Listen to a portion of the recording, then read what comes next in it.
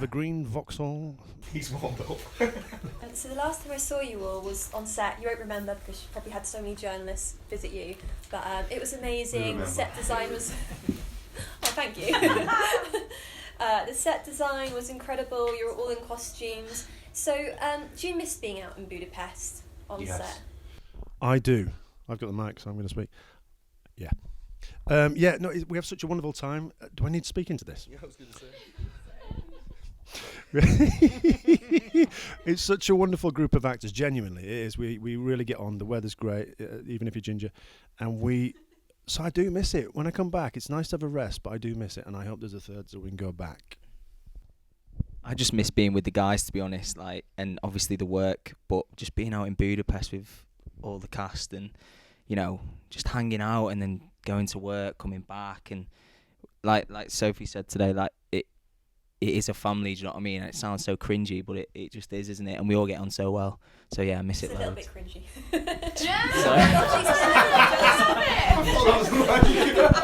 I'm just kidding. Wow. That's ended me, that, isn't it? I won't. I'm just jealous of how a fun time you have. I just can't. This is being filmed as well. Too much sugar. Shall I take this? You take that mic. Absolute mugs off there. Jesus. I'm in a cruel mood today. Thanks for letting us know. Jeez. Okay, so with the series 1, the main drive of the narrative was from the three women's perspective. But in the next series, does that change? Do we see things from other perspectives than the three women? Yeah, I think it initially was about the women that came over on the ship, but then very quickly it's an ensemble drama. So it would be wrong to only focus on these three women. I think these characters are all. Why are you laughing at me? Was that really cringe?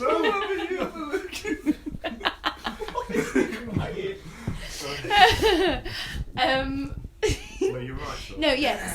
So it does. The focus pulls out, and you do follow all the characters' storylines, regardless of whether they're.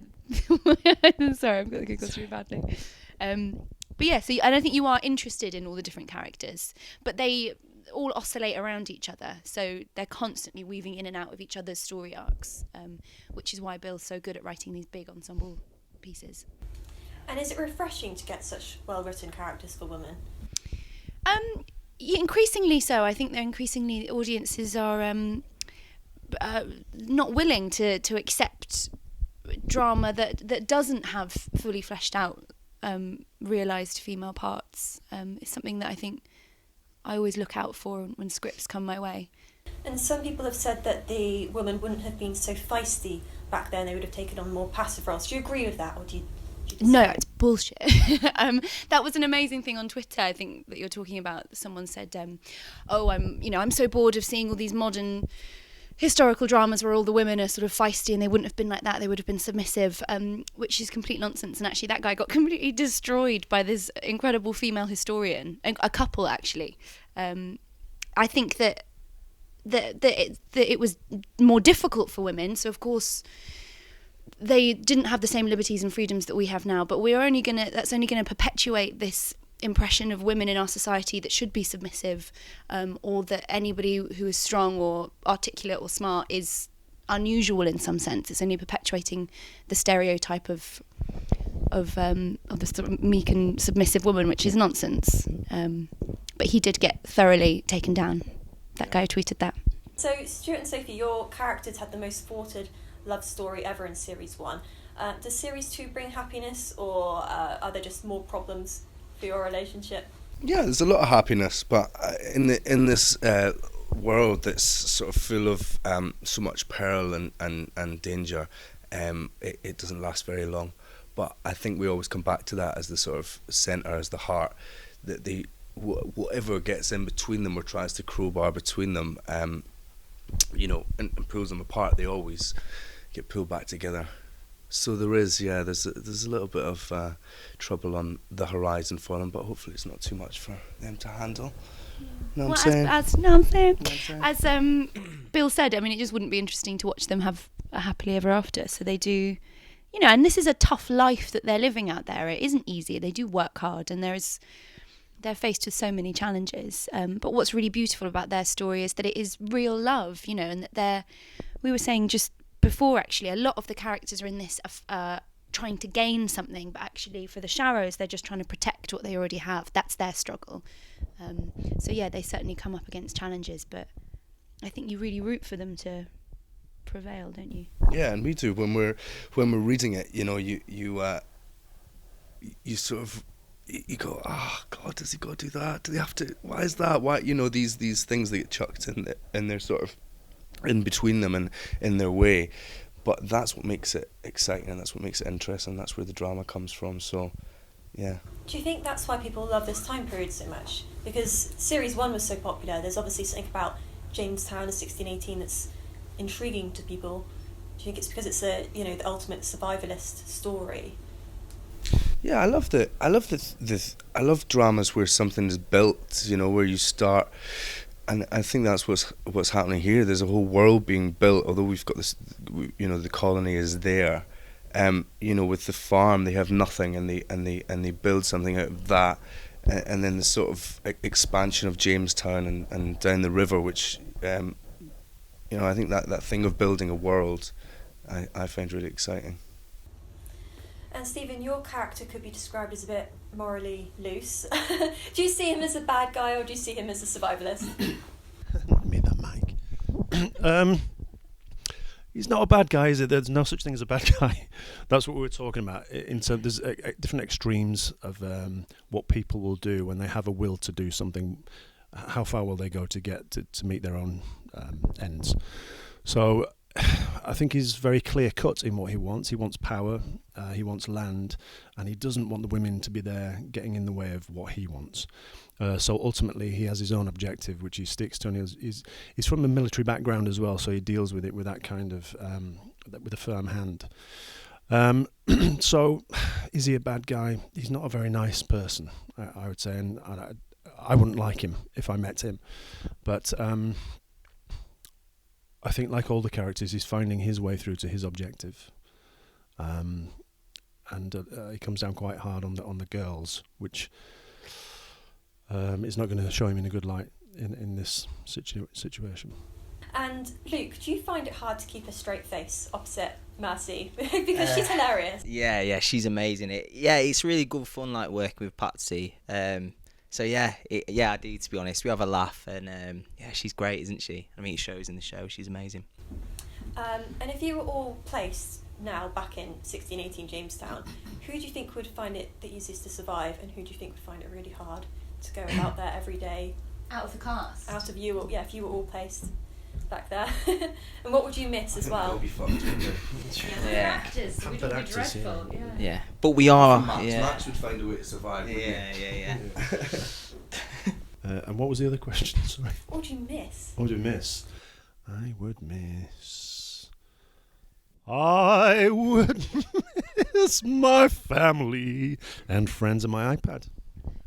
Mostly my iPad. That was really good. Thanks. You want to say Feel that again? free to continue singing. Can you sing your answer, please?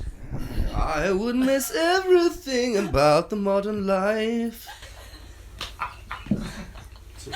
In the style of Celine Dion. Sophie does the best Celine Dion impression. Guys, this is being filmed. I'm not.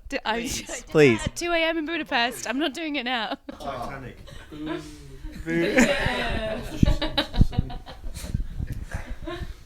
I'd miss my phone, probably. Really boring compared to that one. Just sing it. I would miss.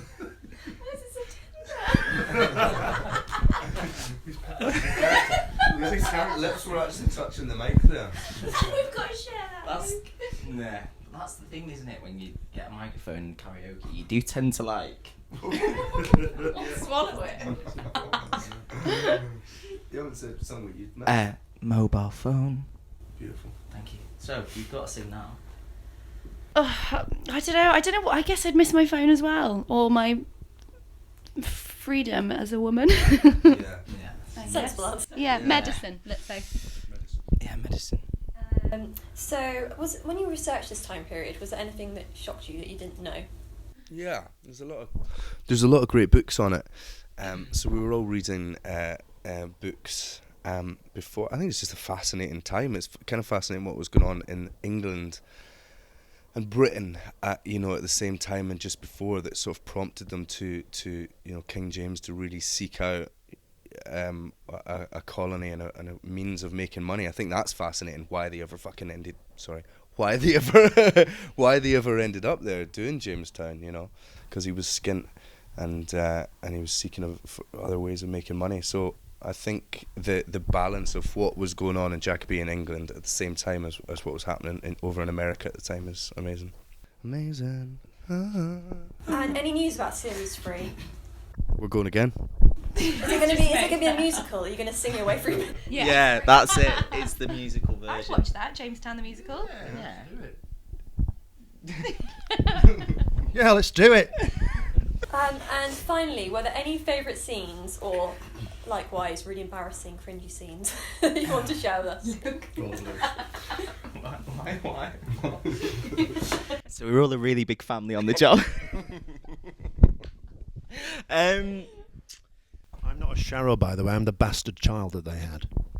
Is that a horrible thing to say? Yeah. Baby Silas. Episode... Well, we were saying earlier, I really love filming on the Sharrow plantation because it's so beautiful out there, isn't it? And it's sort of an hour outside of town and it's a completely different place to the settlement. So it's always just a really nice... We tend to do a week each block when we just go out there and we film everything, and that's just always really good fun. Yeah. And we've sort of got our little sort of gang out there, haven't we? Yeah. So that stuff was all cool, and I got to ride a horse this year, which I really enjoyed. But yeah, it's all fun. It is genuinely. Shoot some guns. We've got Yeah. to do lots of really Ooh. cool stuff this year. Yeah. Yeah, there's some very cool stuff at the end. But yeah, Stuff starts getting serious. I think everything ramps up in season 2. It's all been set in place in season 1, and then season 2 really ramps up. So there's lots of horse riding, some shooting guns, some good action, some good stuff upriver. Yeah, some exciting stuff. We're very lucky. We got to do some cool things. Well, I loved watching episode 1 just now, although I've never seen a delivery of a baby that easy. I mean, it literally just came out straight away. it's a time jump. Fair enough. Alice invented the water birth. Well, yeah, so thanks for talking with me and singing at us today. I'm sure that will get you work you never expected. Do you reckon? Stevie's got lungs on. Yeah, we just discovered Stevie Woods can sing. Yeah. And I want to see Jamestown the musical. We'll pitch it. Ladies and gentlemen, you're watching Hey You Guys! Hey You Guys, huh? Hey, you guys. Is that from the Goonies? It is indeed, yeah. Nice. Hey, you